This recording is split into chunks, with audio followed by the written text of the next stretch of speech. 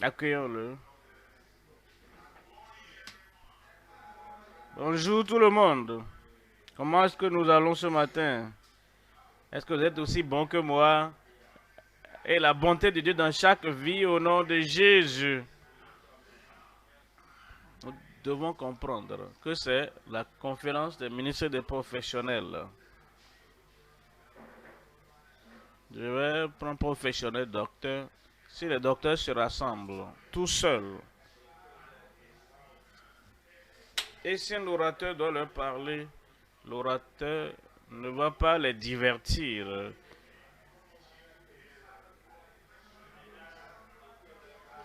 Un professionnel ne va pas venir pour les divertir. Ils vont donc aller dans leur pratique. Et d'où vient le standard, il va se lever. Si les ingénieurs se retrouvent, si les professionnels se retrouvent, ils ne seront pas là pour que le prédicateur les motive et les fasse sauter, danser. Ils seront sobres. Et ils vont donc chercher à comprendre ce qui se passe dans leur profession. Et comme nous nous rassemblons en tant que ministres, en tant qu'ouvriers, dans l'église de Dieu vivant, mais nous n'allons pas divertir quelqu'un. Est-ce que ça peut aller? Nous n'allons pas aussi motiver quelqu'un et il a d'énergie pour aller faire ce qu'il faisait et qui ne portait pas de fruits. La motivation à une séance pareille n'est pas ce que nous faisons. Nous devons recevoir la parole de Dieu. Je crois que vous avez votre Bible.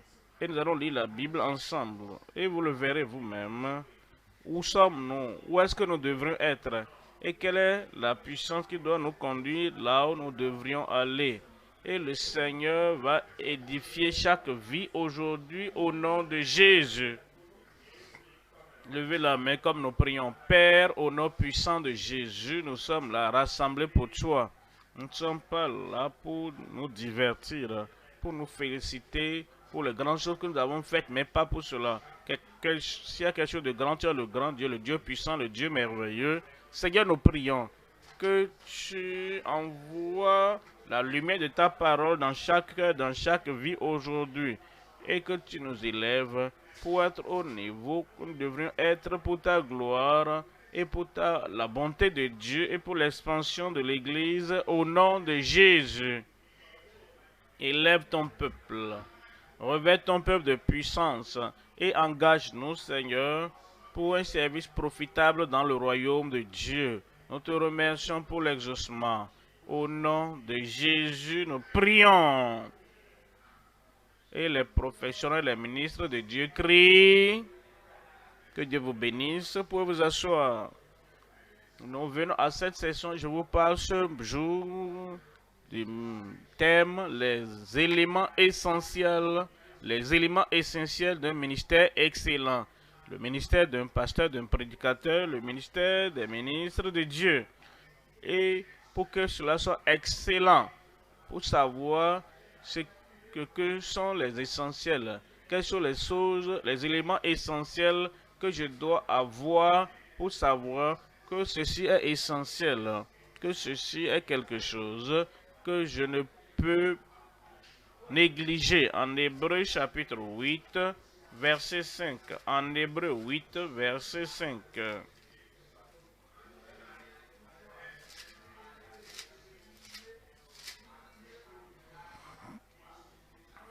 Lesquels célèbrent un culte, image, homme des choses célestes, selon que Moïse en fut divinement averti lorsqu'il allait construire le tabernacle. Un soin lui fut-il dit de faire tout d'après le modèle qui t'a été montré sur la montagne. Combien de choses? Tout selon le modèle qui t'a été montré sur la montagne. Moïse a été instruit par Dieu lui-même. Je t'ai montré le modèle sur la montagne de transfiguration. Je t'ai amené là-bas. Pendant ces 40 jours, il n'a vu rien d'autre, aucune autre personne, seul Dieu. Et Dieu lui a montré pendant 40 jours, voici le modèle que je veux, voici le modèle que je veux, voici le modèle que je veux. pour bâtir, construire le tabernacle. Et là, à la fin de 40 jours, le Seigneur a dit, roi Moïse, tout ce que je t'ai montré pour que tu fasses toutes choses selon le modèle qui t'a été montré sur la montagne. Est-ce que nous avons des pasteurs, des évangélistes qui n'ont aucun modèle? Quand une idée vient de leur pensée, ils font ce qu'ils veulent. Est-ce qu'il n'y a pas des gens dans le ministère de l'Église? Est-ce que nous n'avons pas des chantres dans le ministère de l'Église? Est-ce que nous n'avons pas des ouvriers dans le ministère de l'Église? Ils ne suivent aucun modèle, ils ne suivent aucun standard. Tout ce qui leur vient, quel que soit ce qu'ils vont à l'esprit, ou s'ils sont contents aujourd'hui, quelle que soit l'émotion du moment, c'est comme ça, image. Nous avons besoin d'un modèle. Dieu dit, regarde, fais toutes choses selon le modèle qui t'a été montré sur la montagne. Nous avons déjà parlé de Moïse. Christ est venu nous montrer qu'il a eu un modèle du ciel. Il a eu un modèle du ciel. Mais maintenant, il a obtenu un ministère. Verset 6. Il a obtenu un ministère d'autant supérieur qu'il est le médiateur d'une meilleure alliance. D'une alliance plus excellente qui a été établie sur de meilleures promesses. Maintenant, nous a confié le ministère. Il est allé au ciel. Il dit, j'ai tout pouvoir dans le ciel et sur la terre. Allez par tout le monde et enseignez-les tout ce que je vous ai commandé. Il nous a donné Éphésiens 4, verset 11. Éphésiens 4, 11. Il a donné les uns comme apôtres, pas tout le monde, parce que nous ne suivons pas les modèles. Quelque chose se passe dans notre ministère, dans notre église. Et l'apôtre là-bas ne nous laisse pas le siège. Nous nous disons, ah, moi je dois être un apôtre. Hein? Et nous nous levons, nous passons. Et lui, il est fondateur, il est le pasteur supérieur, il est un apôtre. Lui, le Dieu du ciel, lui qui est le chef de l'église, il a donné les uns. Il a donné les uns comme apôtres, les autres comme prophètes. Certaines personnes aiment le ministère des prophètes. Ils aiment doigtés, ils aiment contrôler nos vies. Ils aiment dire, regardez-moi, je suis prophète et je vous dis, voici ce que tu dois faire, voici ce que tu dois faire. Comme les gens acceptent cela, que quelqu'un contrôle leur vie par la prophétie, par ma vie. Pourquoi ne pas aller dans la parole pour que Dieu parle à ta vie? Il a donné les uns, pas tout le monde, prophètes, les uns, comme évangélistes, pasteurs et enseignants. Mais pourquoi? Verset 12. Pour le perfectionnement des saints, les apôtres, les prophètes, les évangélistes, les pasteurs, l'enseignant. Dieu, dans son économie, il a donné à ces gens les dons pour une raison, pour le perfectionnement des saints. Mais attendez, comment un apôtre imparfait, un prophète imparfait, un évangéliste imparfait, un pasteur imparfait, un enseignant imparfait puisse parfaire les saints? Sa vie est à la renverse, son mariage, sa famille est dispersée. Il n'y a pas de contrôle. Et les enfants sont ici et là-bas. Et la vie. Oh, écoute-moi seulement. Il est apôtre. Hein. Ne regarde pas sa vie. Hein. Ne regarde pas ses comportements. Ne regarde pas sa manière de gérer l'argent. Comment quelqu'un qui est pécheur peut sauver les pécheurs. Quelqu'un qui est rétrograde. Est-ce que tu as entendu dire que le fils prodigue, est-ce que vous avez entendu qu'il a prêché? Il était un rétrograde. Il n'était pas un prédicateur. Vous voyez, la manière dont les choses sont dans le pays, la manière dont les choses sont dans l'église, partout. Et comme tout le monde, apôtre, tout le monde, prophète, tout le monde, évangéliste, faisant l'œuvre du ministère. Vous ne pouvez pas faire l'œuvre du ministère dans cette condition, parce que l'œuvre du ministère, c'est de parfaire les saints pour l'œuvre du ministère, pour l'édification du corps de Christ. Maintenant, si votre langage ne peut pas édifier une personne, votre épouse, si votre langage ne peut pas édifier une personne, votre mari, si votre langage, si les propos de votre bouche, les paroles de votre bouche ne peuvent pas édifier le petit cercle de votre famille autour de vous, comment pouvez-vous édifier le corps de Christ? Nous devons prendre tout cela en considération, que si vous voulez être un édificateur, quelqu'un qui édifie le corps de Christ, l'édification, la charité bien ordonnée commence par soi-même. Nous devons regarder, est-ce que j'édifie les gens qui sont plus proches de moi? Est-ce que j'édifie les gens? Est-ce que je les élève? Est-ce que je leur rends libre? Est-ce que je les encourage? Le ministère, c'est pour édifier le corps de Christ. Verset 13.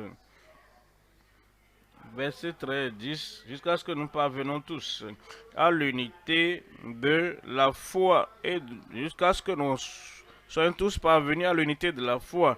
C'est la foi qui croit en Dieu et qui s'appuie sur Dieu, qui dépend de Dieu pour toutes choses. Et si le prédicateur, le pasteur, l'enseignant, l'évangéliste, le prophète, l'apôtre ne peut même pas croire en Dieu, ne peut pas faire confiance en Dieu pour les besoins de sa vie, il dépend toujours de ceci, de cela. Et s'il va même dans le monde ténébreux pour compter sur ces gens-là, ils ne prophètent pas de chrétiens, ils disent qu'ils sont idolâtres. Un pasteur, un prédicateur va vers eux. Et l'homme là-bas qui fait quelque chose par terre et qui te donne quelque chose à manger, te donne quelque chose à boire. Il dit, qu'est-ce que tu veux? Tu dis, je suis un pasteur devant un idolâtre et je veux que mon église grandisse. Fais quelque chose pour moi. Cet homme n'est pas appelé de Dieu. Si vous achetez ce qu'il dit, dites Amen. Il veut du gris-gris. Il veut du vaudou. Pour qu'on fasse pour lui, pour que son église grandisse. Et on lui donne quelque chose. Et il enterre quelque chose là-bas. Il ne compte pas sur le Père, le Fils, le Saint-Esprit. S'il meurt dans cette condition, la Bible dit, il n'ira pas au ciel. Il ira en enfer. Parce qu'il ne dépendait pas de la puissance du Seigneur. Donne-moi la puissance, je vais accomplir des miracles. La puissance vient de Christ, vient du Saint-Esprit. Si tu veux être un évangéliste dynamique, et tu veux que les âmes soient sauvées, tu veux que les malades soient guéris, le secret n'est pas dans les mains des idolâtres vers qui les gens vont, et ils veulent quelque chose.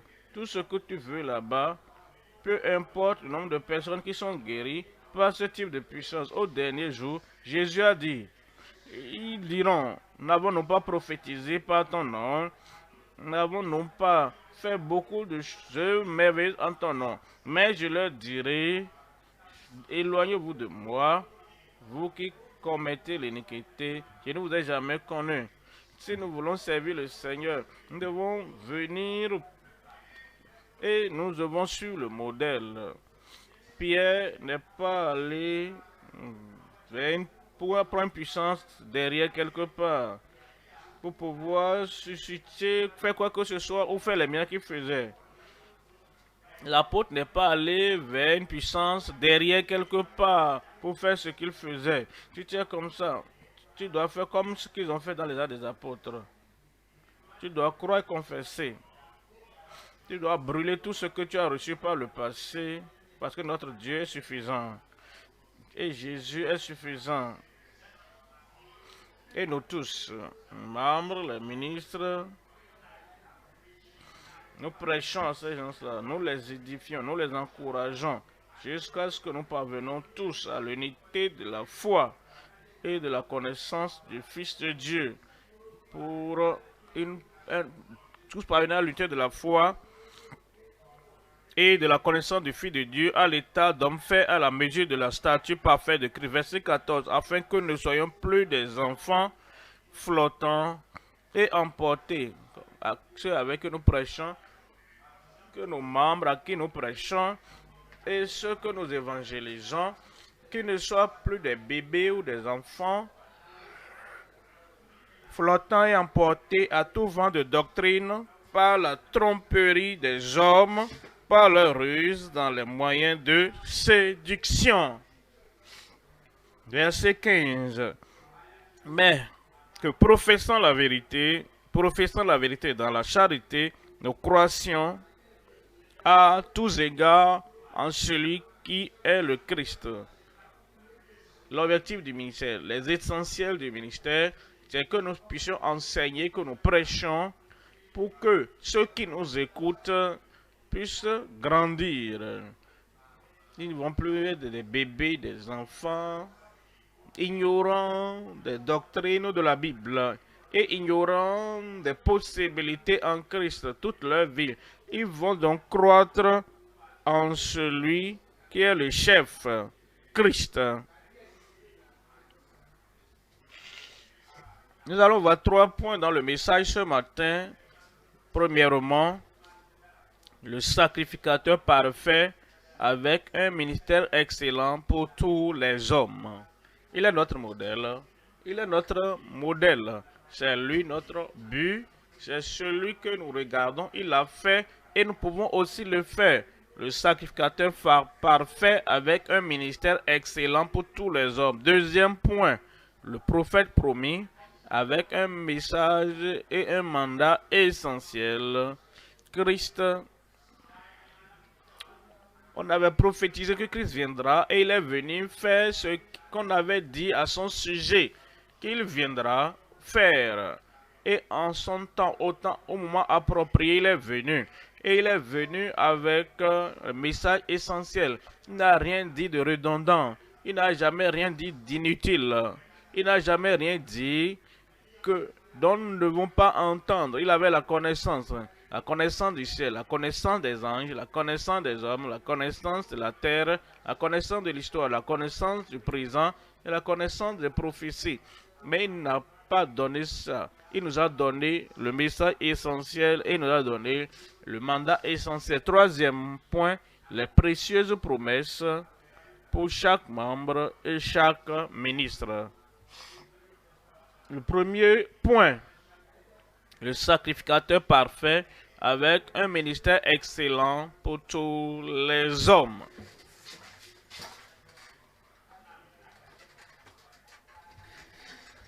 Hébreux 5, verset 7.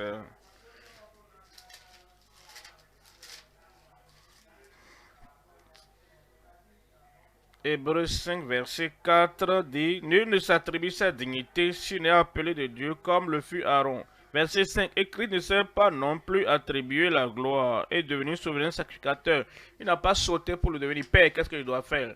Va et sois le souverain sacrificateur. Et pour cela donc,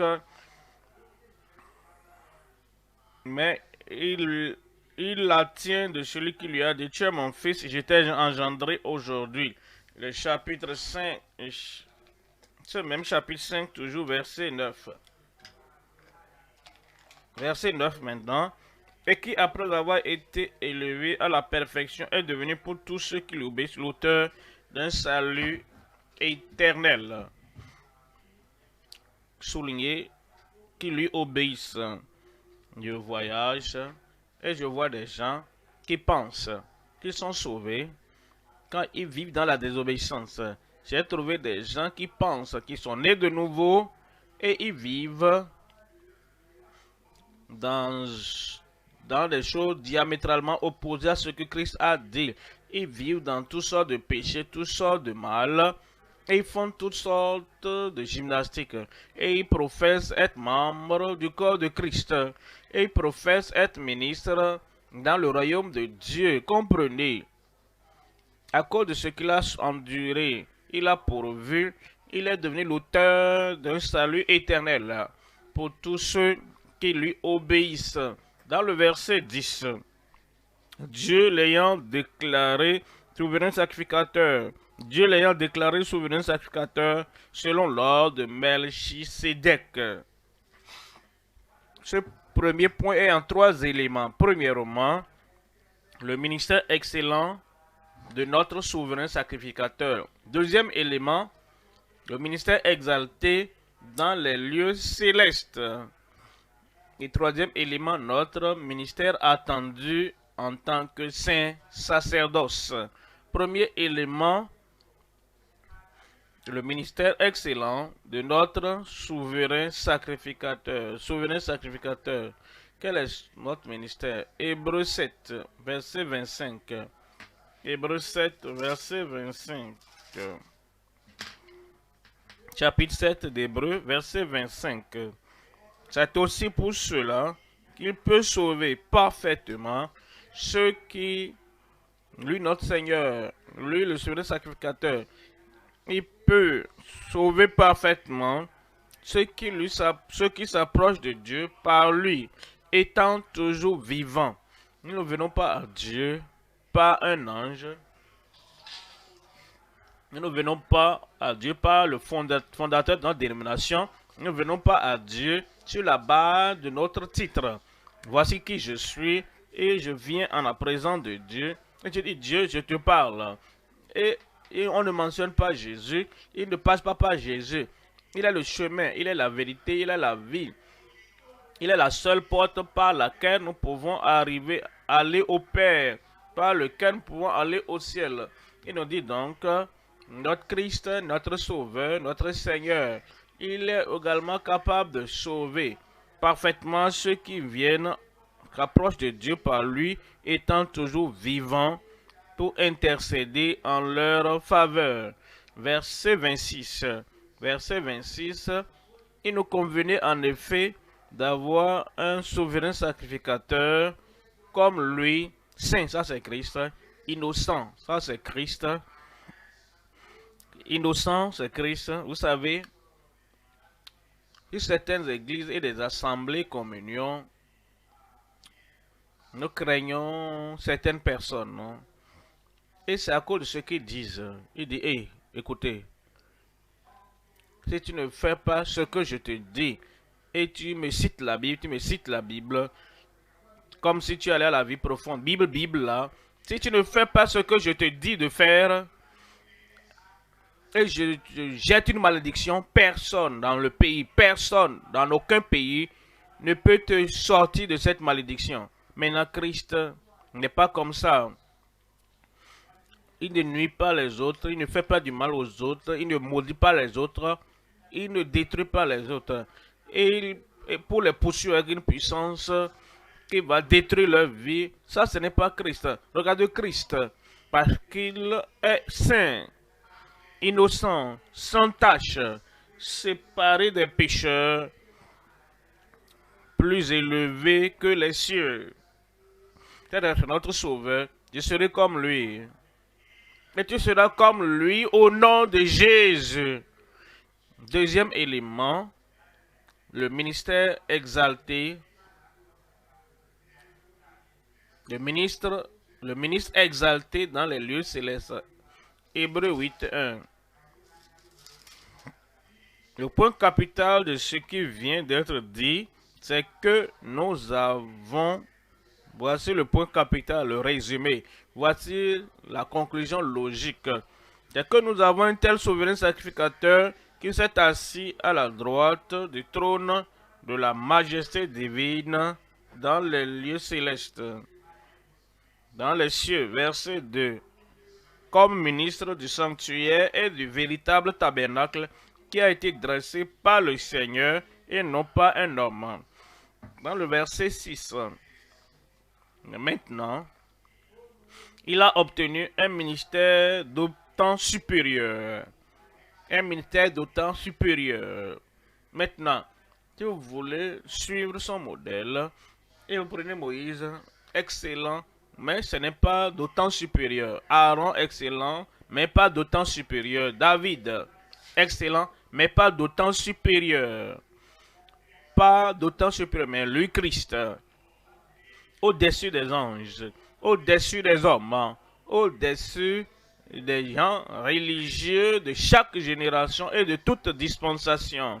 Maintenant, il a obtenu un ministère d'autant supérieur qu'il est le médiateur. C'est pas qu'il était, c'est pas qu'il sera dans l'avenir, dans le millénaire, même en ce temps présent, il est le médiateur d'une alliance plus excellente. Il y a plusieurs alliances dans la Bible. L'alliance abrahamique, ceci, c'est la meilleure alliance. Il y a l'alliance aaronique, mais celle-là est la meilleure. Il y a l'alliance mosaïque, mais celle-ci est la meilleure. Il y a l'alliance davidique, mais celle-ci est la meilleure. L'alliance avec les enfants d'Israël, mais celle-ci est la meilleure excellence, l'alliance excellente.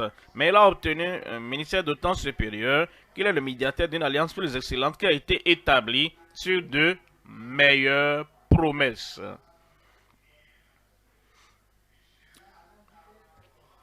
Éphésiens 1, verset 3. Béni soit Dieu, le Père de notre Seigneur Jésus-Christ, qui nous a bénis de toutes sortes de bénédictions spirituelles dans les lieux célestes en Christ. Vous voyez cela? Nous venons par la conversion, par le salut, par la régénération, par le renouvellement de notre nature. Et il nous élève dans les lieux célestes spirituellement, dans les lieux spirituels, comme nous demeurons et restons dans les lieux célestes en Christ, alors nous avons les bénédictions spirituelles qui viennent. Mais si nous nous dégradons et nous allons dans les lits terrestres, dans les fosses terrestres, dans les vallées terrestres, dans les puissances terrestres, alors vous cessez le flux des bénédictions spirituelles dans votre vie. Mais Christ a eu.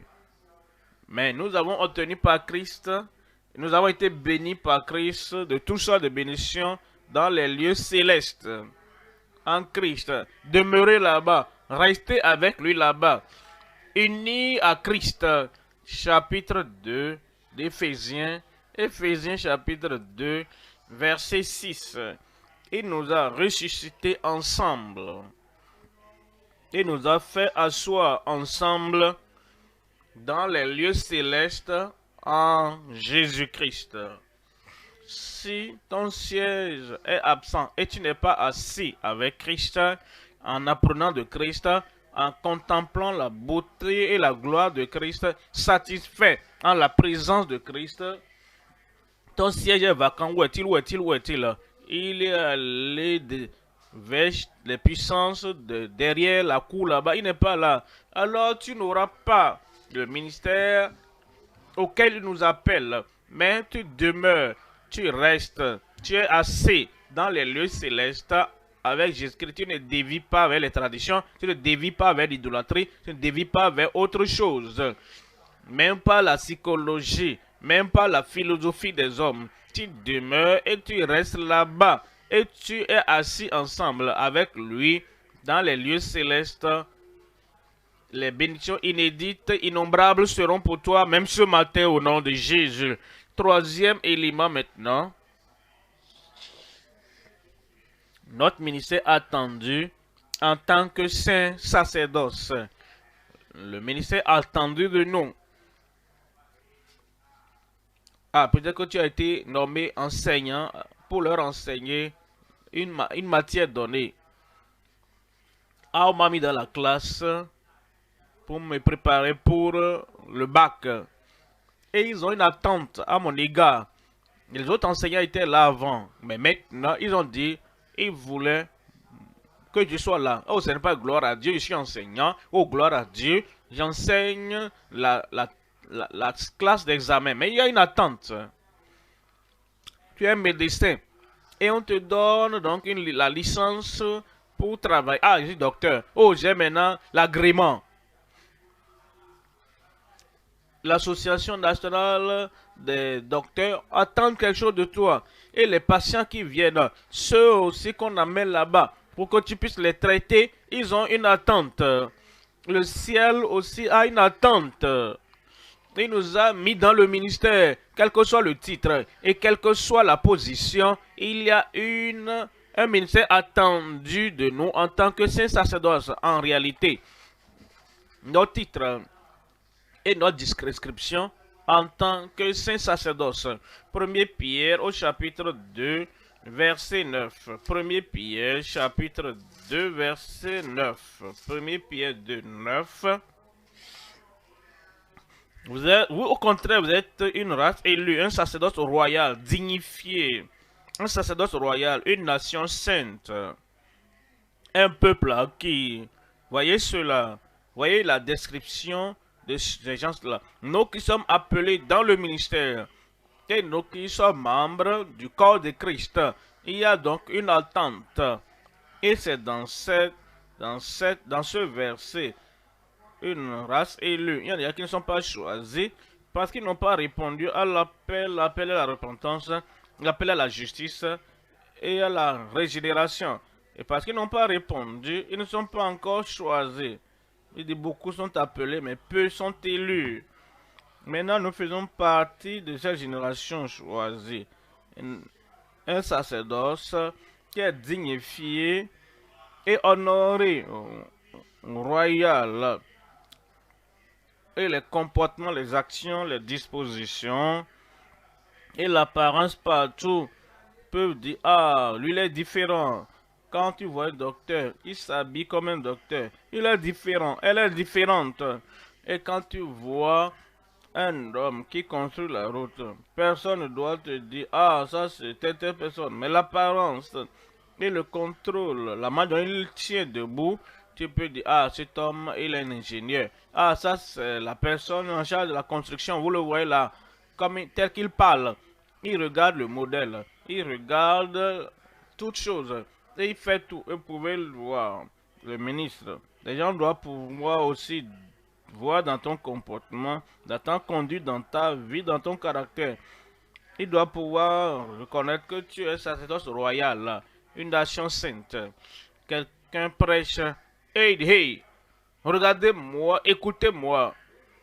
Et ne croyez pas en la sainteté. Tu ne fais pas partie de cette nation sainte. Tu ne fais pas de cette nation sainte. Tu ne seras pas en train de contredire ton appel. Tu ne seras pas en train de contredire l'appel de Christ dans ta vie. Il dit, tu es censé être une nation sainte. Et tu viens dire au public, tu viens dire au monde que tu n'es pas saint. Et que tu ne crois pas en la sainteté. Vous savez pourquoi il dit cela? Parce qu'il y a certaines jeunes dames dans l'assemblée là-bas avec qui il se souillait et il veut déclarer publiquement, jeune dame, ne me jugez pas, je suis toujours prédicateur, je suis encore pasteur, je suis dirigeant, je ne crois pas en la sainteté. Si tu ne quittes pas dans cette condition, tu seras renvoyé au dernier jour. Il nous a appelés pour être une nation sainte, un peuple acquis, afin que nous annoncions les vertus de celui qui nous vous a appelé des ténèbres à son admirable lumière. Et je prie que ces attentes soient accomplies dans chaque vie au nom de Jésus. Matthieu chapitre 28, verset 18. Matthieu chapitre 28, voyons le verset 18. Jésus s'étant approché, leur parla ainsi, tout pouvoir m'a été donné dans le ciel et sur la terre. Amen. Christ.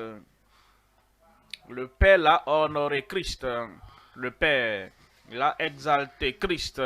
Le Père l'a positionné pour être hautement élevé que le plus élevé dans tout l'univers. Parce que maintenant, il lui a donné tout pouvoir, toute autorité. dans le ciel et sur la terre.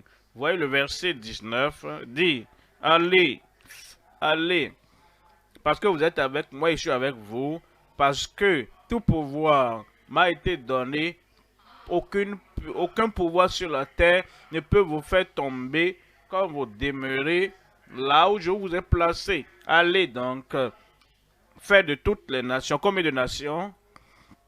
Toutes les nations, les baptisants au nom du Père, du Fils et du Saint-Esprit. Voyez le verset 20, et enseignez-leur à observer tout ce que, rappelez-vous, dans toutes les nations, toute la création, ceux à qui nous prêchons, chacun à qui nous prêchons l'évangile, chacun que nous enseignons, enseignez-les à observer tout ce que je vous ai prescrit. Est-ce que vous savez, il y a des prédicateurs qui changent le message de ville en ville. Ah, tu peux prêcher ça à Lagos, mais pas rien pas de pareil. Tu peux prêcher ça au Nigeria, mais pas en Sierra Leone. Il n'y a rien de pareil. Tu peux prêcher ça en Afrique, mais pas en Amérique. Il n'y a rien de pareil. Enseignez-leur dans toutes les nations, enseignez-leur à observer tout ce que je vous ai prescrit. Et voici, et si vous le faites, et voici, je suis avec vous. Combien de temps? Tous les jours. Vous savez pourquoi? Certaines personnes ne prêchent pas toutes choses. Ils savent que le Seigneur nous enseigne la Bible. Mais quand ils vont dans ces lieux, c'est un lieu qui n'est pas familier. Il n'a jamais rencontré ces gens-là avant. Je ne connais pas ceux-là qui ont le pouvoir et l'autorité ici. Je ne sais pas ce qu'ils me feront. Ils ne croient pas que le Seigneur de tout pouvoir, de toute autorité est avec eux tous les jours, partout ils vont. Partout ils vont, ils se demandent qui sont les preneurs de décision ici. Qui sont les pouvoirs, qui sont ceux-là qui ont les pouvoirs ici. Qui sont ceux-là qui font les rois, les faiseurs de rois ici. Si je les connais alors, je vais avoir la liberté. Une fois qu'ils me donnent la liberté, ce que Christ nous a donné, comme si ce n'est pas suffisant. Il nous a donné la liberté. Il nous a donné la licence. Amen. Et il dit, avec cette liberté et avec cette licence, c'est lui qui nous a appelés, c'est lui qui va juger notre ministère au dernier jour. Nous n'avons pas besoin de plaire aux hommes. Fléchis ici, fléchis là-bas, jusqu'à ce que notre dos est courbé et n'arrivons plus à redresser le dos. Parce que Christ est avec nous et il est pour nous et il nous a ordonné. Et c'est ce qu'il espère de nous. Et voici ce qu'il va juger au dernier jour. Enseignez-leur à observer tout ce que je vous ai prescrit. Et voici, je suis avec vous tous les jours jusqu'à la fin du monde. Et tout le monde crie Amen. Deuxième point maintenant. Le prophète promis avec un message et un mandat essentiel. Le prophète promis, c'est Christ. Il a été promis. Et maintenant, on nous dit qu'il a un message essentiel. Il a aussi un mandat essentiel. Nous voyons ceci en trois éléments. Premièrement, la prophétie et le décret concernant Christ. Deuxième élément, les principes de la doctrine de Christ. Et troisièmement, la prédication des déclarations de Christ. Voyons le premier élément dans le deuxième point, la prophétie et le décret concernant Christ. En Deutéronome chapitre 18, verset 18. Deutéronome 18, 18. Deutéronome 18, 18. Et dit, je leur susciterai du milieu de leurs frères un prophète comme toi. Je mettrai mes paroles dans sa bouche. Dieu dit, je mettrai mes paroles dans sa bouche.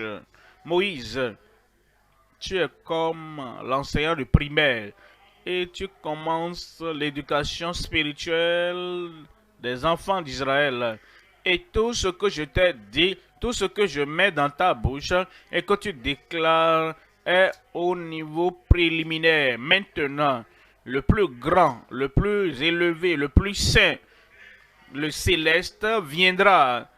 Et quand il viendra, je mettrai mes paroles dans sa bouche et il leur dira tout ce que je lui commanderai.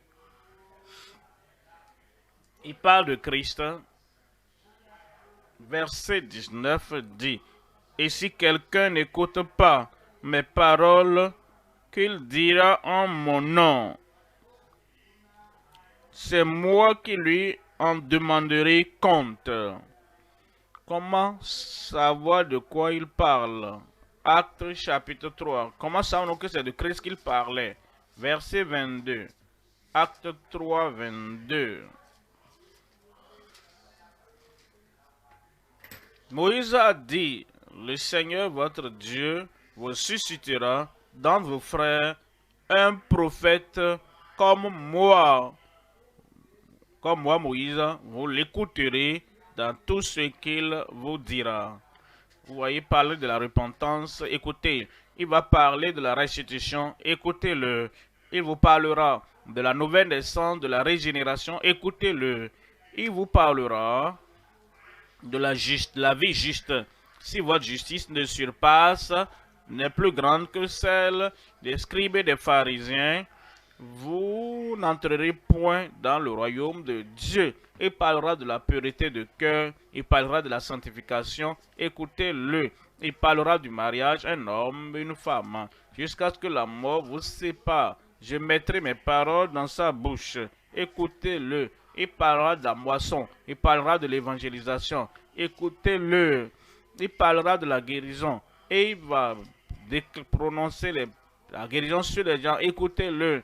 Il parlera de la délivrance, vous chasserez les démons, écoutez-le. La totalité de tout ce qu'il a amené. Il parlera de son retour, que votre cœur ne se trouble point. Croyez en Dieu et croyez en Dieu. Il dit, dans la maison de mon Père, il y a plusieurs demeures. Si cela n'était pas, je vous l'aurais dit. Je vais vous préparer un lieu, et si je m'en vais vous préparer une place, je reviendrai. Il revient. Tout ce qu'il a dit, on ne va pas choisir, trier. Un prophète suscitera un prophète comme moi. Vous l'écouterez dans tout ce qu'il vous dira.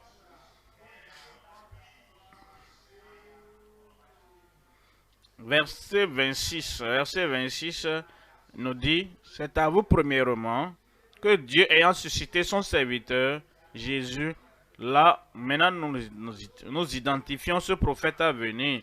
C'est à vous premièrement que Dieu, ayant suscité son serviteur, là, on va pour vous bénir, en détournant chacun de vous de ses iniquités.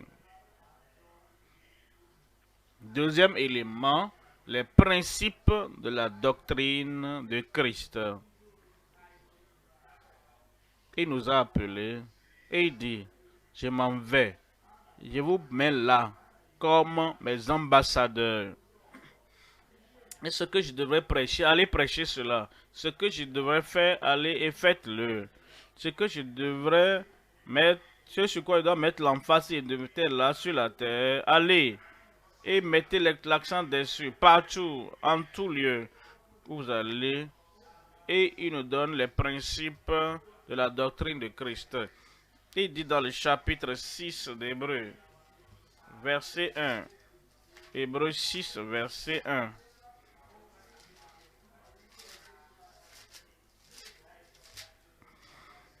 C'est pourquoi laissant les éléments de la parole de Christ. Est-ce que ça veut dire quoi? Est-ce qu'il faut laisser ça? En tant que bâtisseurs, nous avons posé la fondation.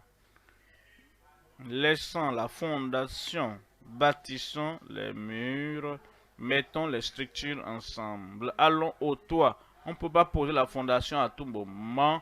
Quand nous bâtissons un sanctuaire, quand nous construisons une maison, quand nous construisons les murs, le toit, Et quand nous faisons tout, laissons les éléments de la parole de Christ, tendant à ce qui est parfait, ce qui est parfait.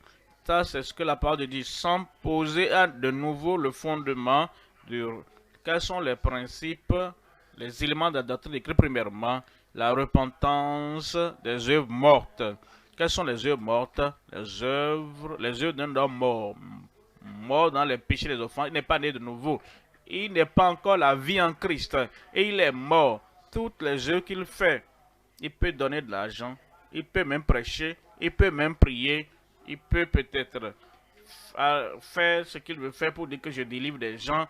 Toutes les activités, toutes les actions, toutes les œuvres, les efforts d'un mort, tout est mort.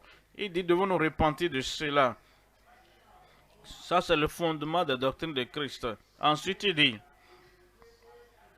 de la foi en Dieu, ce sont les fondements. Crois au Seigneur Jésus-Christ et tu seras sauvé. Seulement crois, ne crains point. Crois seulement. Cette fille, ce garçon, cette personne sera guérie. Si la foi est le fondement. Verset 2. Verset 2 de la doctrine des baptêmes. Baptême d'eau.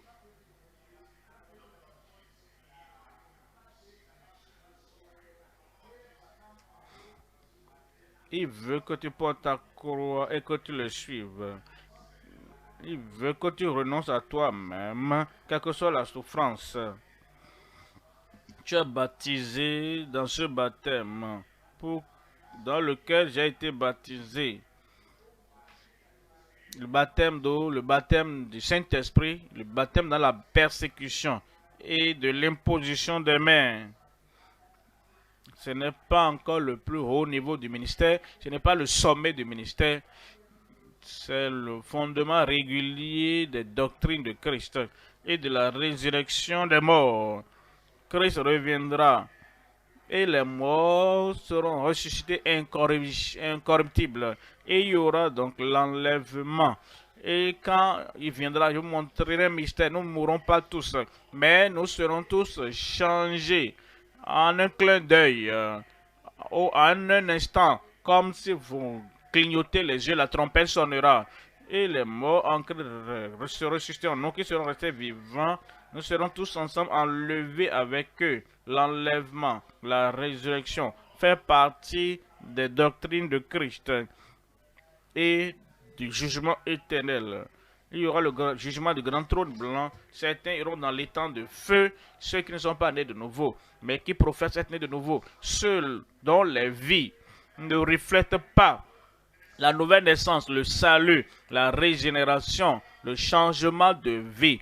Tous ces gens-là, dont les noms ne sont pas trouvés, écrits, gardés dans le livre de vie, ils iront dans les temps de feu. Mais ceux-là qui sont nés de nouveau, ceux qui mènent la vie de justice, ceux-là qui sont purs de cœur, car ils verront Dieu, alors ils iront finalement au ciel et seront toujours avec lui pour toujours.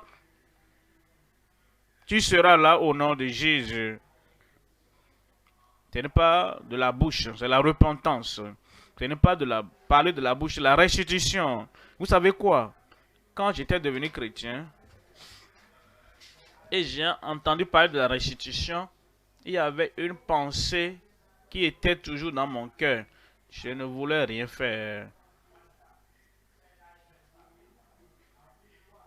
Pour faire la restitution, je vais vous trouver ça difficile. Les défis viennent, les épreuves vont venir, les situations vont venir, le pasteur n'est pas là, et les membres de l'église, mes amis ne sont pas là. Oh, je peux faire ceci, mais si je fais ça, finalement, je dois faire la restitution. Et je ne veux pas ça. Je ne veux pas continuer à faire la restitution à tout moment, à cause de la honte que cela va causer. Par conséquent, je me suis restreint.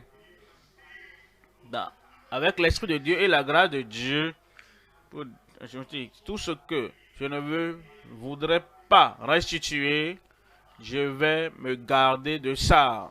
Je ne le ferai pas. Quand vous vinez pas les principes des doctrines de Christ, cela vous donne la force. Cela vous garde ferme. Et cela rend votre vie juste droite. Votre vie sera juste. Voyons 1 Corinthiens chapitre 3, verset 10. 1 Corinthiens chapitre 3, verset 10. Selon la grâce de Dieu qui m'a été donnée, tout n'est pas la grâce de Dieu. Le salut, c'est pas la grâce de Dieu. La sanctification, c'est pas la grâce de Dieu. Le baptême de l'Esprit, c'est pas la grâce de Dieu. Le service, c'est pas la grâce de Dieu. Selon la grâce qui m'a été donnée, j'ai posé le fondement comme un sage architecte et un autre bâti dessus. Est-ce que tu as posé le fondement? Le fondement de Christ notre Sauveur, Christ notre guérisseur, Christ notre sanctificateur, Christ celui qui baptise du Saint-Esprit, Christ le roi qui vient. Nous posons la fondation, le fondement. Si tu es craintif, demande plus de Christ, de grâce. Si tu trembles, demande plus de grâce. Si tu regardes les visages des gens et tu as peur de leur mine renfrognée, pour cela, tu n'arrives pas à déclarer la totalité de la parole de Dieu. Réclame la grâce. Tous ceux qui l'ont fait avant nous, ils avaient la grâce, selon la grâce de Dieu qui m'a été donnée. J'ai posé le fondement comme un sage architecte et un autre bâti dessus. Mais que chacun prenne garde à la manière dont il bâtit dessus. C'est l'apôtre Paul, il dit, j'ai posé le fondement. Mais certaines personnes, après avoir posé le fondement, ils n'ont plus le contrôle. Ils ne contrôlent plus rien. Il dit, bon, les autres bâtis dessus. Nous avons posé le fondement du salut, de la sanctification, des choses, des doctrines essentielles de la Bible. Tout ce qu'ils bâtissent dessus, c'est entre eux et Dieu. L'homme a peur, il a peur de les affronter. Il a peur de dire, mais qu'est-ce que vous posez sur le fondement? Est-ce que vous bâtissez autre doctrine, fausse doctrine? Il ne peut pas dire ça. Il a peur des gens. À cause de la crainte des hommes, oh, c'est entre eux et Dieu. Tout ce qu'ils font, moi, j'ai des affaires pour moi. Hein. Mais l'apôtre Paul dit, oui, j'ai joué mon rôle, j'ai posé le fondement. Mais j'examine, Tite, qu'est-ce que tu fais là-bas, Timothée? Qu'est-ce que tu fais là-bas, Silas? Qu'est-ce que tu fais là-bas? Et aider que chacun, que chaque ministre prenne garde à la main dont il bâtit dessus. Dans le verset 11. Car personne ne peut poser notre fondement que celui qui a été posé, savoir Jésus-Christ. Verset 12. Verset 12. Or, si quelqu'un bâtit sur ce fondement avec de l'or, de l'argent, des pierres précieuses, du bois, du foin, du chaume. Verset 13. L'œuvre de chacun sera manifestée. Tout ce que nous faisons, ce n'est pas l'action. Il y a l'intention, il y a l'attitude, la disposition que nous avons. Est-ce que tu es en colère et tu dis ce que tu dis? Est-ce que tu es frustré et tu dis ce que tu dis? Est-ce que tu es offensé et tu essaies de te venger sur quelqu'un et tu dis ce que tu dis? Ce n'est pas simplement l'action. C'est la disposition du cœur. C'est l'attitude du cœur. Et dit, l'œuvre de chacun sera manifestée, car le jour la fera connaître, parce qu'elle se révélera dans le feu, et le feu éprouvera ce qu'est l'œuvre. Le feu testera ce qu'est l'œuvre de chacun. Pour révéler ce qu'est, je prie, quand ce jour de jugement viendra, que tes œuvres tiennent.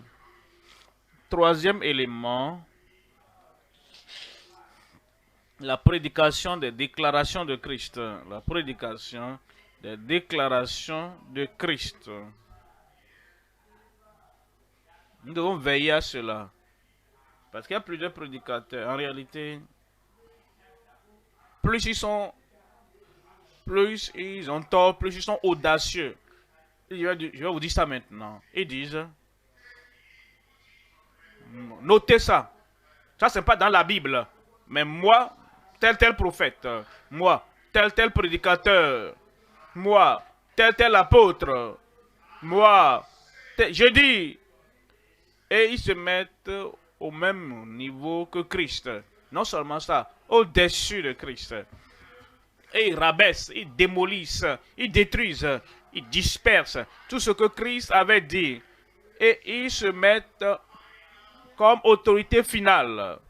Au jour du jugement, vous allez comprendre que vous ne pouvez pas être l'autorité finale. Et votre autorité va autoriser le ciel à vous renvoyer. Parce que vous savez, quiconque s'élève au-dessus de Christ, le Sauveur, regardez le prix que le Sauveur a payé. Regardez tout ce qu'il a sacrifié. Et maintenant, il nous a donné ceci. Et il dit, voici ce qu'il faut déclarer. Toutes les déclarations de Christ. Et toi, tu viens. Tu n'as pas été crucifié à la croix. Tu n'as pas dit, Père, Père, mon Dieu, pourquoi m'as-tu abandonné?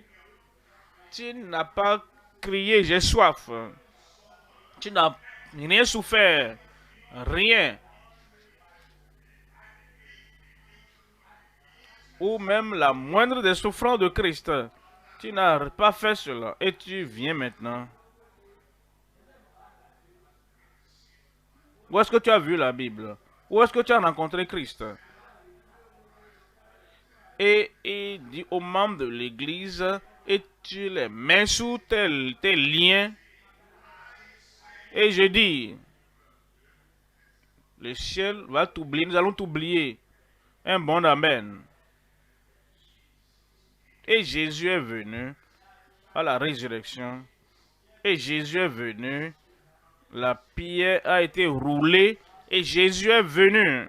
Et nous avons une tombe vide là-bas. Voici le Christ ressuscité. Et il parla.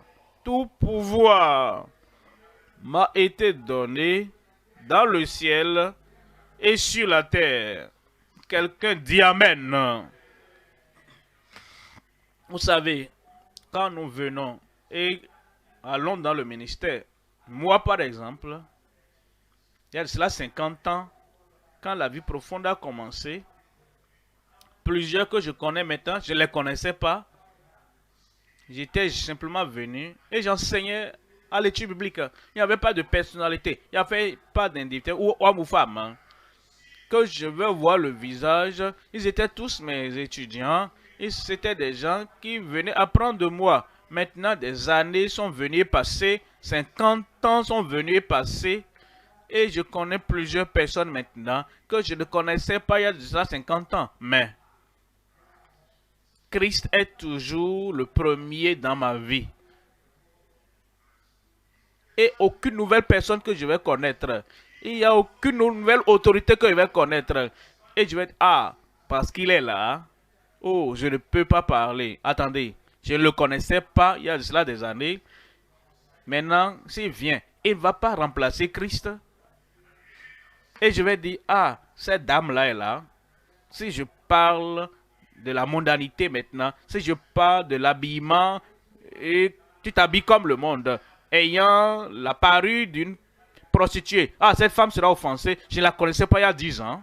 Ça ne compte pas pour moi. Et je regarde Christ. Le Christ qui m'a établi. Le Christ qui m'a oint. Le Christ qui m'a enrôlé. Et il va et enseigne tout ce que je t'ai prescrit.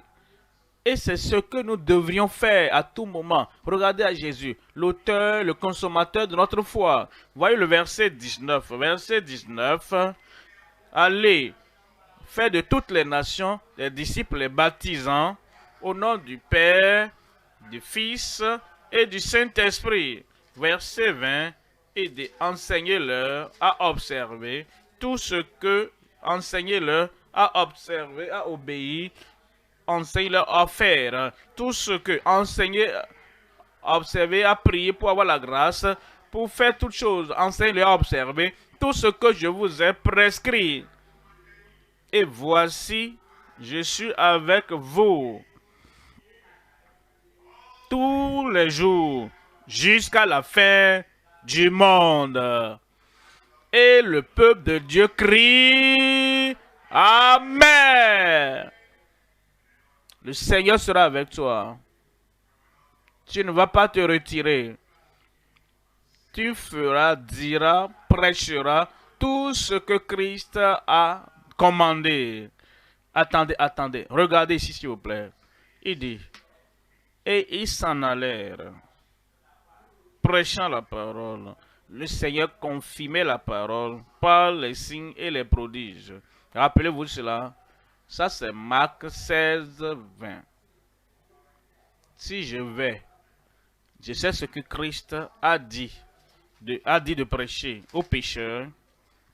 Ce que Christ a dit de prêcher à ceux qui sont malades. Maintenant, je vois des gens là-bas et je dis, Seigneur, tu dois m'excuser aujourd'hui.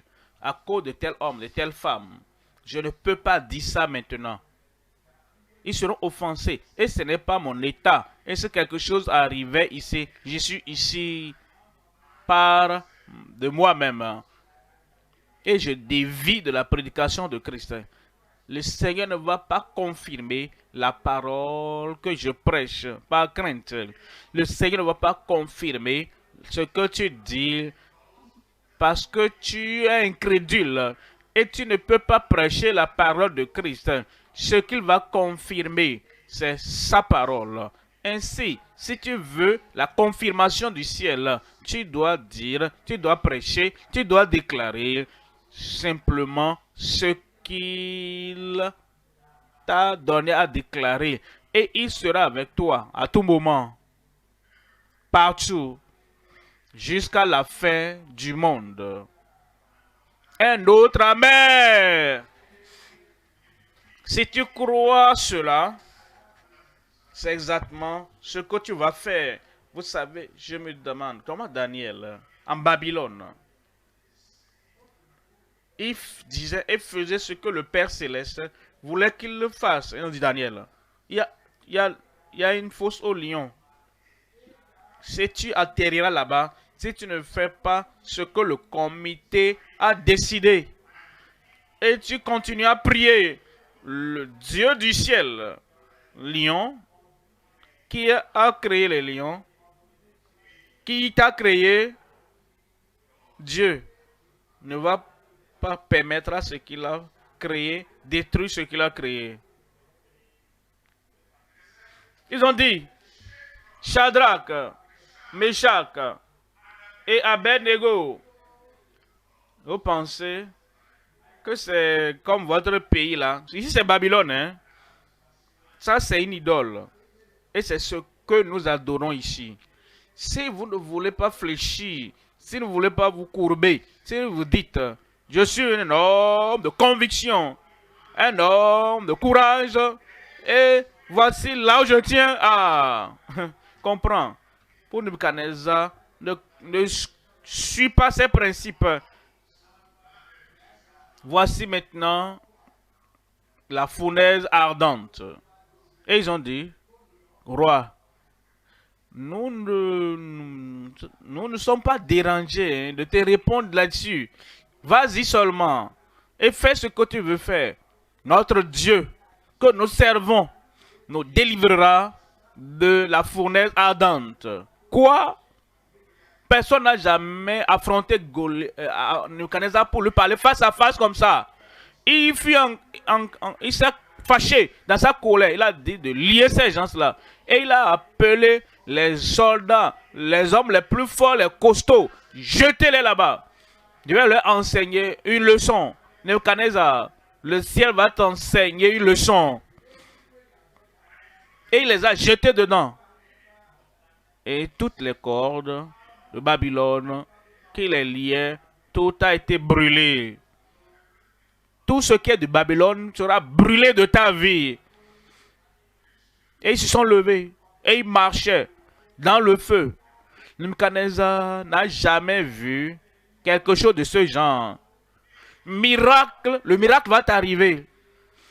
Et même tes ennemis n'auront jamais vu quelque chose de pareil. Alors, le Fils de Dieu Le souverain sacrificateur compatissant est descendu du ciel. Pensez à la distance entre le ciel et la terre, il est descendu. Et il marchait avec eux. Ils l'ont vu. Oh, je le verrai. Dans mes épreuves, je le verrai. Dans la fournaise, je le verrai. Quand le plus grand des hommes viennent contre toi et ils disent à cause de ta conviction, voici ce que nous ferons. Tu ne les verras pas. Tu verras le Seigneur. Nebuchadnezzar,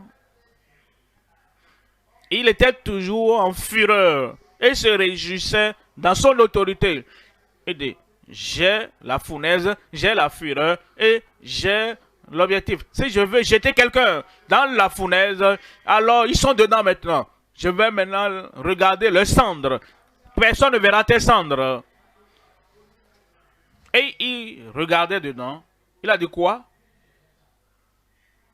Ces gens-là font ce que quelqu'un n'a jamais fait. Ils sont debout. Tu vas tenir. Ils marchent. Tu vas marcher. Alors il dit, amis, venez, venez, venez. Conseillers, venez. Sénateurs, venez. Est-ce que nous n'avons pas jeté 3 hommes dans la fournaise? Il dit oui, roi. Il dit, mais je vois 4. 1. Ça, c'est Shadrach. 2. Ça, c'est Abednego. 3. Regardez cela. Et ensuite, mais je vois un 4e. C'est le Fils de Dieu. Il est descendu du ciel. Et il marchait dans le feu. Si tu veux voir la présence de Christ et la compagnie de Christ à tout moment, passe par le feu. Le feu que le monde allume. Et il dit, voici ce que tu vas l'arrêter. Quand tu entends cette information, ne reste pas à la maison, ne t'enferme pas. Lève-toi. Je ne veux, mais je ne voulais pas aller là-bas. Maintenant que j'ai entendu cela, que Nebuchadnezzar est en train d'ériger une fournaise, j'aime répéter l'histoire. J'aime aller pour que ce miracle se reproduise. Je me lève et je vais là-bas.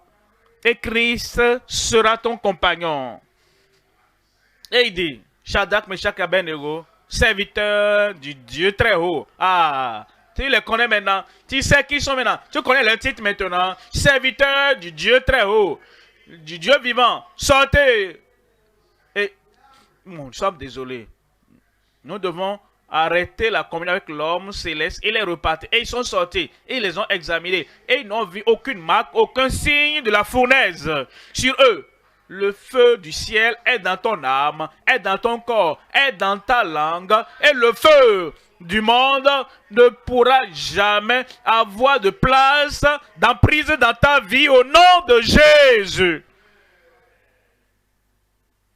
Est-ce que je peux te dire quelque chose?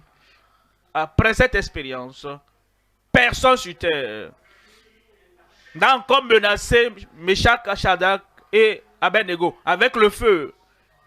Une fois que tu traverses, une fois que tu es vainqueur, ils pensaient que tu seras détruit, que tu allais trembler, que tu allais t'effondrer à cause des menaces du feu. Mais une fois que tu auras vaincu cela, ça c'est le secret. Personne ne va encore te menacer avec cette fournaise au nom de Jésus. Une seule fois, une seule fois. Une fois que tu traverses, tu arrives à avoir la victoire. Une fois que tu es diplômé de cette classe, de ces gens menaçants, de ces gens anxieux. Oh, qu'est-ce que tu veux faire? Alors lève-toi, traverse, passe par cette classe. Et quand tu finis cette classe, tu ne reviendras plus dans cette classe. Nous devons faire, nous devons déclarer tout ce qui nous appelle à déclarer. Ce qui nous appelle à déclarer. Et il dit, jusqu'à la fin du monde, il sera avec toi au nom de Jésus. Troisième point maintenant. Troisième point. Les précieuses promesses pour chaque membre et chaque ministre. Voyons ceci en 3 éléments. Premièrement, les plus grandes et précieuses promesses. Deuxième élément, les vastes promesses gracieuses et particulières. Troisième élément, les promesses glorieuses et réalisables en temps utile. Premier élément, les plus grandes et précieuses promesses. Voyons en 2 Pierre 1, verset 3. En 2 Pierre, chapitre 2, 1 Pierre 3, verset 2. 1 Pierre 1, 3. Combien de choses? Combien de choses avons-nous? Combien de choses as-tu? 2 Pierre 1, 3. Comme ça divine puissance. 2 Pierre 1, 3. Comme ça divine puissance nous a donné tout ce qui contribue à la vie et à la piété, au moyen de la connaissance de celui qui nous a appelés par sa propre gloire et par sa vertu. Il t'a appelé à la gloire. La gloire, tu l'auras. Dans ta famille, la gloire. Sur le champ d'évangélisation, la gloire. Dans l'église, dans le ministère de l'église, la gloire. Verset 4. Lesquels nous assurent de sa part les plus grandes et les plus précieuses promesses. Comment pouvons-nous mener une vie de base alors que nous avons les plus grandes et précieuses promesses? Comment vivre dans la peur des vies ordinaires, des vies humaines? Comment mener une vie impotente lorsqu'il nous a donné les plus grandes et les plus précieuses promesses pour la vie, pour la famille, pour le ministère, pour la profession, pour la joie extérieure, pour la joie intérieure. Il nous a donné les plus grandes et les plus précieuses promesses. Comment mener une vie pour que les gens ne peuvent même pas voir ou voir les promesses ordinaires, pour ne pas parler des promesses extraordinaires. Les gens ne vivent pas selon les privilèges et les promesses que le Seigneur les a donnés, lesquels nous assurent de sa part les plus grandes et les plus précieuses promesses, afin que par elles, par ces promesses, ces grandes promesses, ces précieuses promesses, vous deveniez participants de la nature divine. Quelle nature as-tu? Quelle nature as-tu? Maintenant, regardez, la brebis a sa nature. Regardez le lion. Le lion a sa nature. C'est quoi la brebis et le lion n'agissent pas de la même manière. Ne craignent pas les mêmes choses. Ne tremblent pas devant la même chose. La brebis, c'est sa nature. Elle tremble. Un petit tonnerre, la brebis tremble. La pluie, elle tremble. Un autre animal vient, animal comme toi-même, et elle tremble et tremble, parce que c'est une brebis. Mais regardez le lion de la tribu de Juda. Il ne tremble pour personne. Il ne tremble devant personne.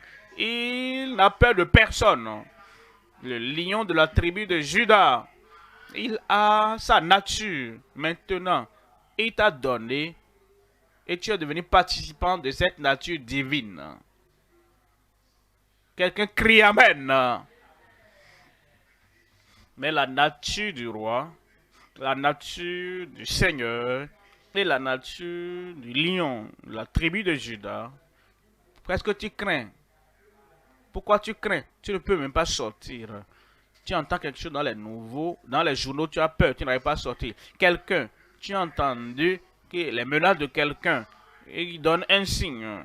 Nous sommes là et nous venons. À qu'ils viennent, tu as la nature du lion, de la tribu de Juda. Tu vas vaincre. Tu as déjà vaincu. Avant le test, le Seigneur a déjà corrigé que tout va bien. Tout va bien chez moi. Tout va bien chez moi. Je suis un vainqueur. Je suis plus que vainqueur. Il nous donne les plus grandes et les plus précieuses promesses.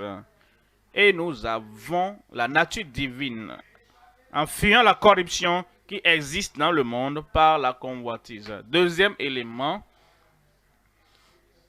les vastes promesses gracieuses et particulières. Vastes. Ce n'est pas les promesses que vous avez de plusieurs années quand vous étiez sauvés. Il y a plus. Ce n'est pas les promesses que vous aviez il y a cela des années quand vous étiez sanctifiés. Il y a plus. Ce ne sont pas les promesses que vous aviez quand vous étiez baptisés dans le Saint-Esprit. Il y a plus. Ce ne sont pas les promesses que vous aviez quand vous avez commencé le ministère. Il y a plus. Comme les épreuves, les tentations et les difficultés. Comme elles montent, vous avez de plus grandes promesses. Et ces promesses sont suffisantes pour chacun de nous au nom de Jésus. Romains chapitre 4, verset 21. Romains 4, verset 20. Romains 4, 20. Il ne douta point par incrédulité au sujet de la promesse de Dieu. Il a regardé les promesses de Dieu dans la Bible et il a... Ah, c'est grand. Oh, incroyable. Mais cependant, comme Abraham, il ne douta point au sujet de la promesse par incrédulité. Ce qu'il avait dit faire, il le fera dans ta vie. Il le fera dans ton ministère. Et tu ne vas... Ah, je m'asselle là. Oh, je sais que tu passes par le feu, tu ne seras pas brûlé. Quand tu passes par le déluge, tu ne seras pas noyé. Aidé, parce que je suis avec toi pour te soutenir à tout moment. Tu ne vas pas dire, oui, je comprends. Ah, il y a le feu plus que le feu là-bas. Il n'y a pas d'autre feu que je vais endurer. J'ai dit, tu vas traverser cela. Tu n'es pas un matériel consumable. Tu es un matériel constant. Et le feu de ce monde ne va pas brûler ce vainqueur fait du ciel au nom de Jésus. Il ne douta point par incrédulité au sujet de la promesse de Dieu, mais il fut fortifié par la foi, donnant gloire à Dieu. Verset 21. Verset 21. Et ayant la pleine conviction que ce qu'il promet, il peut aussi l'accomplir. Toute promesse que le Seigneur t'a donnée à partir d'aujourd'hui, il est capable de l'accomplir. Stérile, mes enfants miracles viennent. Infructueux, les fruits abondants viennent. Faible, la force vient. Aveugle. Oh, je ne parle pas seulement de l'aveuglement physique. Le Seigneur va ouvrir tes yeux. Vois le succès devant toi. Est-ce que je parle à quelqu'un là-bas? Le succès vient pour toi. Devant moi. Devant moi. Il peut aussi l'accomplir. Je me réjouis avec toi. L'accomplissement dans ta vie au nom de Jésus. Troisième élément maintenant. Les promesses glorieuses et réalisables en temps utile. Réalisables. Les promesses réalisables. Ce sont les promesses que Dieu a faites pour cette génération. Une génération de croyants, une génération de ministres, une génération de vrais membres du corps de Christ. Et le Seigneur dit, il va accomplir cela dans ta vie. Il le fera au nom de Jésus. Voyons Hébreux chapitre 10, verset 35. Hébreux 10, verset 35. N'abandonnez donc pas votre assurance. Maintenant, tu as l'assurance. Est-ce que tu as l'assurance que Dieu fera ce qu'il promet faire? Tu as l'assurance qu'aucun feu ne peut te brûler. Est-ce que tu as l'assurance que tout ce que ta main touchera, tu auras et recevras au nom de Jésus? Quand tu sortiras de la conférence, il ne faut pas abandonner ton assurance à laquelle est attachée une grande rémunération. Quand tu sortiras d'ici, quand tu quitteras et tu seras sur le champ, tu seras dans la rue, et les gens que tu voyais qui te faisaient taire et ils te faisaient baisser les yeux et ils te terrifiaient par leur parole, leur regard. Alors l'assurance que tu as issue, tu dis, ah, bon, je ne sais pas si j'ai l'assurance maintenant. Oui, tu l'as là, tu l'as. C'est toi qui l'abandonnes. Je ne vais plus rejeter mon assurance. Partout je ne vais pas rejeter mon assurance. Parfois, je vous donne mes secrets. Ça peut aller. J'ai dit ça peut aller. Vous savez, vous pouvez prendre le bâton d'un vieux et utiliser ça et aller plus loin au nom de Jésus. J'étais venu dans l'état d'Edo il y a plusieurs années. Dans les années 80. Quand j'étais venu, on voyageait avec les hommes de Dieu, les femmes de Dieu autour. L'assurance que j'avais en ce moment-là, nous étions arrivés dans un village, on devait prêcher à une famille donnée, et la femme, vous avez écouté l'histoire avant, comme si vous n'avez jamais entendu, pour que ce soit nouveau, pour que j'ai la joie de raconter encore l'histoire. Ah, ils ont déjà tous entendu ça. Non, faites comme si vous n'avez pas entendu ça. Alors nous sommes allés dans ce village-là, et j'ai vu cette femme qui tournait autour d'un pot, d'une calebasse. La sœur, elle dit, parlons à cette femme, qu'il n'y a pas de Dieu là-bas. Et qu'il n'y a pas. J'ai dit, attends, laisse-la finir. Elle a fini. J'ai dit, femme, qu'est-ce que tu fais? Elle dit, j'adore mon Dieu. J'ai dit, ton Dieu, regarde ce Dieu. Eh bien, regarde ton enfant, paralysé. Si tu peux abandonner ce Dieu qui n'est pas un Dieu, je vais prier pour ton enfant et l'enfant va se lever. Nous n'avons pas encore prié. Ça, c'est l'assurance que j'avais en ce moment-là. Alors la femme a dit, non. Et si je jette mon Dieu et tu pries et il n'y a rien. L'assurance que j'avais en ce moment, quand j'ai mentionné le nom de Jésus, quelque chose de bon doit arriver. Et finalement, après discussion, j'ai dit, bon femme, écoute-moi, je suis un enseignant. Et mes élèves ne me disent pas ce que je dois enseigner. Moi, je te dis, sois mon élève aujourd'hui. Jette ce pot. Elle a pris le pot vide. Elle a cassé ça par terre. Et son Dieu a été cassé. Je me suis levé. J'étais debout là où j'étais. Je ne me suis pas approché pour toucher l'enfant. C'est la parole. C'est la puissance dans la parole. Et j'ai dit, garçon, qui est assis paralysé depuis la naissance. J'ai dit, lève-toi et marche. Je ne suis pas allé là-bas. Je ne l'ai même pas imposé les mains. Pourquoi? Dis seulement un mot. Et mon serviteur sera guéri. Ça, c'est l'assurance que j'avais en ce moment-là. Et jusqu'à ce jour, je porte cette assurance. Je n'ai pas abandonné l'assurance, la confiance que j'ai dans le Seigneur. Et ça a toujours marché. J'ai dit ça a toujours marché. Cette assurance que tu as, ce nom que tu as, cette puissance que tu as, attache-toi à elle à tout moment. Et le Seigneur va affirmer et confirmer la parole au nom de Jésus. Dans l'état de Taraba, il y a de Taraba qui m'écoutent maintenant, parce que c'est mondial. Nous étions allés à une croisade. Ce n'est pas Jessica, mais une croisade dans la ville. Nous avons fini cette nuit-là. Et je venais dans le véhicule. Il y avait 3 personnes.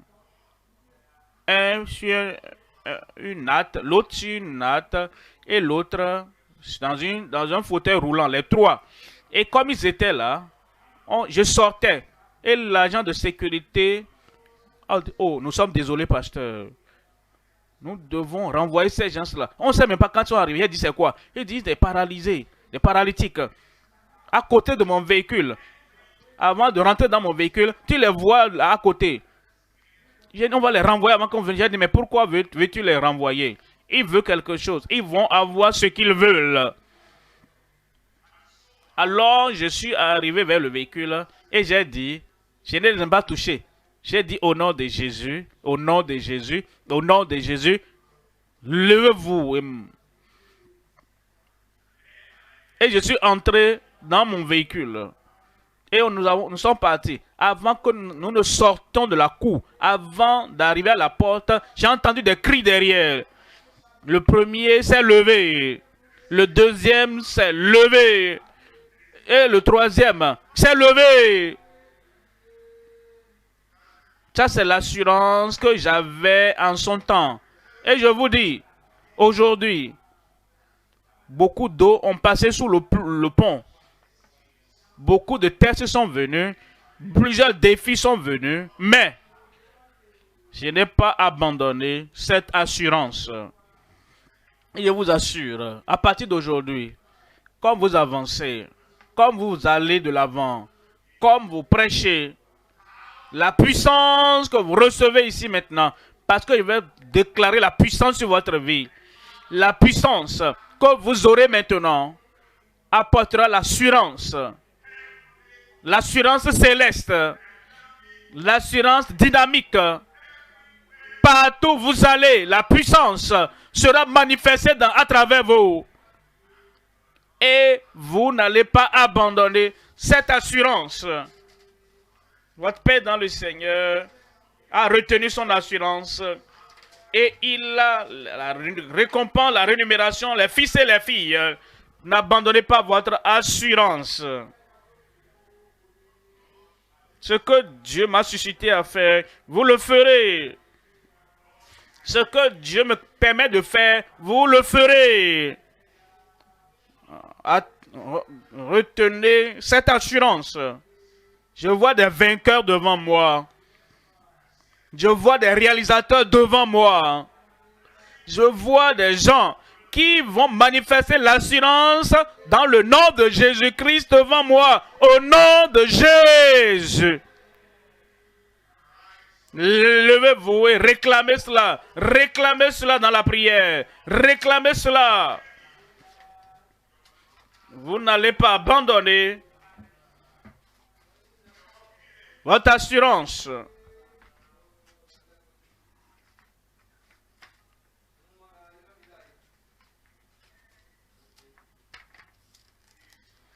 Il est votre souverain sacrificateur. Il pardonne. Il purifie. Il sanctifie. Il revêt de puissance.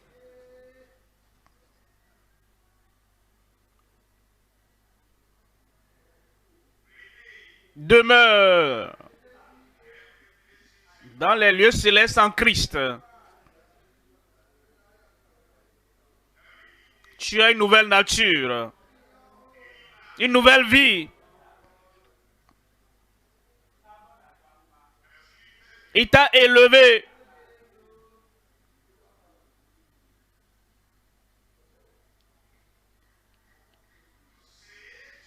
Pour t'asseoir avec lui. Il t'a donné l'assurance que tout ce que tu demanderas au nom de Jésus te sera accordé. N'abandonne pas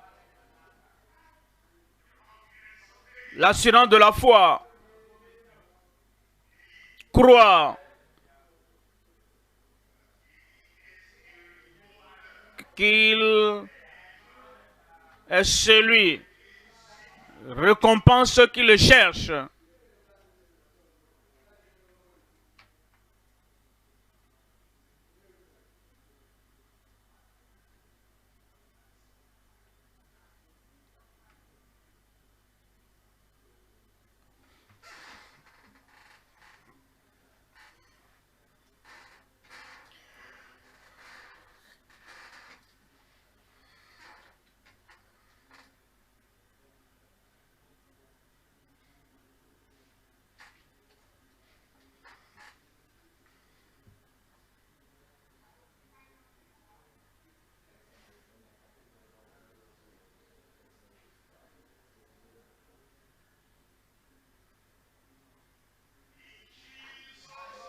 Au nom de Jésus, nous prions.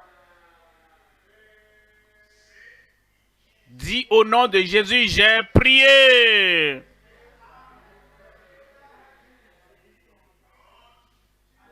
Dieu va m'exaucer. Comme il exauce mon pasteur. Mon assurance, c'est que Dieu est capable d'accomplir toute bonne chose qu'il a pour moi dans sa parole. Il le fera. Lève cette main. Si tu étais vaincu avant, tu n'es plus vaincu. Si tu avais succombé et t'es tombé avant, Dieu t'a pardonné ton passé. Une nouvelle vie, une nouvelle force, une nouvelle assurance, une nouvelle puissance. Tel tes jours, telle sera ta force. Tu vas marcher droitement. Tu vas marcher dans la puissance. Tu marcheras dans l'autorité. La parole de ta bouche accomplira des miracles. Garde ses mains levées, Père, au nom puissant de Jésus. Tu ne fais acception de personne. Tout frère ici, toute sœur ici, tous ceux qui sont ici, toutes les promesses que tu as faites, je prie qu'elles soient oui et amen dans chaque vie au nom de Jésus. Ôte l'incrédulité de chaque cœur. Ôte la peur de chaque cœur. Ôte la crainte de l'échec de chaque cœur. Seigneur, que chacun soit une nouvelle créature dans le ministère maintenant. Un nouveau réalisateur dans le ministère. Un nouveau réalisateur dans le ministère maintenant. Comme il parle, que tes prodiges l'accompagnent. Des prodiges dans leur vie. Prodiges dans leur famille. Prodiges dans le ministère. Mais je prie de jour en jour qu'il y ait d'extension. Je prie semaine après semaine qu'il y ait d'expansion. Mois et années après qu'il y ait d'explosion. Seigneur, utilise-les comme des flambeaux de feu au nom de Jésus. Quand ils passeront par le feu, ça ne va pas les brûler. Quand ils vont passer par les fleuves, ils ne seront pas noyés. Quand ils passeront par l'armée des termites, la maison de foi va demeurer forte et solide. Je prie, Seigneur, que les craintes du passé soient passées. Les échecs du passé soient passés. La pauvreté du passé, il n'arrivait plus à faire tout ce que tu voulais qu'il fasse. Passez au nom de Jésus. Une nouvelle provision pour vous.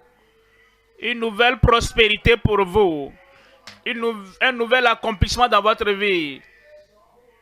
Cette assurance que vous avez ici maintenant, vous allez avoir cette assurance partout où vous allez. Seigneur, confirmation, manifestation, accomplissement pour chacun. Allez et soyez vainqueurs dans le champ où Dieu vous a appelé. Vous reviendrez dans la maison de Dieu avec de grands témoignages sans précédent. Merci Seigneur pour l'exaucement. Au nom de Jésus, nous prions. Dis, au nom de Jésus, j'ai prié.